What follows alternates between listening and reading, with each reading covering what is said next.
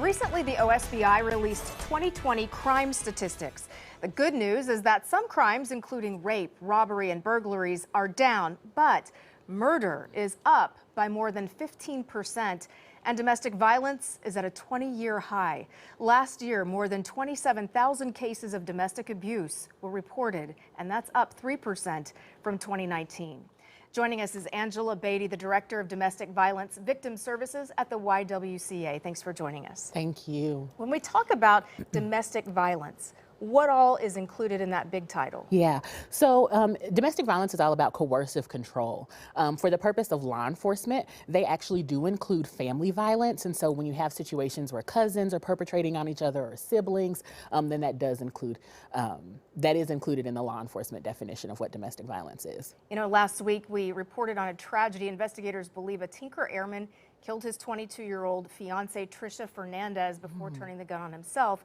So what should families be looking for as danger signs? Yeah, we talk a lot about things like isolation, anything that keeps you from the people that you care about. Quick involvement. Abusers often create these whirlwind romances that sweep us off our feet, but it can all be really bad news.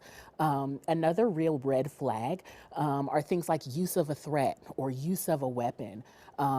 It's not normal to threaten to kill your partner. We call those dress rehearsals. So all of those things can absolutely increase lethality risk. Absolutely. Like you said, it's a whirlwind romance. They put you up on your feet and you're high on cloud nine, and little by little they trigger and get you down to the depths that you've never been before. And so many people find it very hard to leave their abusers. Could that be why? What are the reasons? Yeah, it is so challenging. Leaving is a process. Of victims who are killed, 75% of them are killed as they are leaving or right after they left. And so we talk about the importance of safety planning with trained advocates so that we can help and talk about resources that are available, talk about options, let you know what legal remedies are available as well. You know, we've talked over the past few months that child abuse has actually gone up during the pandemic, but we're talking as a whole today about domestic abuse as well. And so if that's increased during the pandemic behind closed doors, what are some ways that people can get help? Yeah, so I would let people know that there are free confidential services that are available to you.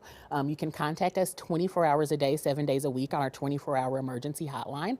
That number is 405-917-9922.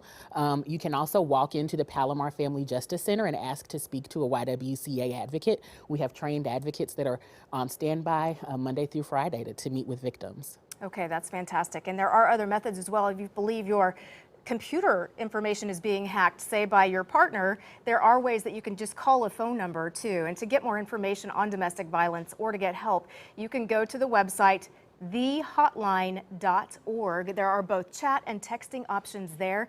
And that website, this was the phone number I was talking about, you can call 800-799-SAFE for immediate assistance. Thanks for joining us today. Thank you.